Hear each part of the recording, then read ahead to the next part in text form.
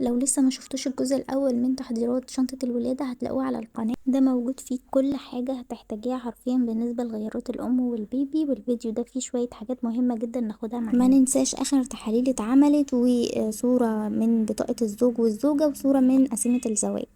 بجيب شنطة صغيرة واحط فيها الحلق الطبي لو بنوتة وسبراي وتوكة للشعر، او لو هلبس نفس التوكة اللي هروح بيها فخلاص ملهاش لازمة، ومشط ومناديل وزيت للشعر. وباخد عينات بقى من كل حاجة عندي، يعني بعقم الاول العلب اللي عندي. العلبة اللي هاخد فيها دي هحط فيها الكريم الحفاض بتاع البيبي بحيث انه ما يستهلكش هناك. نفس الحكاية للشامبو والشاور الخاص بالام. انا ما كانش عندي المنظمات العينات الصغيرة دي فمشيت حالي بأي حاجة. وميك اب بقى عشان التصوير والنفسية. القربة دي لو واحدة بتولد طبيعي هتهدي جدا من الوجع. وطبعا ما ننساش يكون معانا كروكس مريح. ابعتوا الفيديو لاصحابكم الحوامل وما تنسوش تشتركوا في القناة علشان تشوفوا كل الفيديوهات الجاية.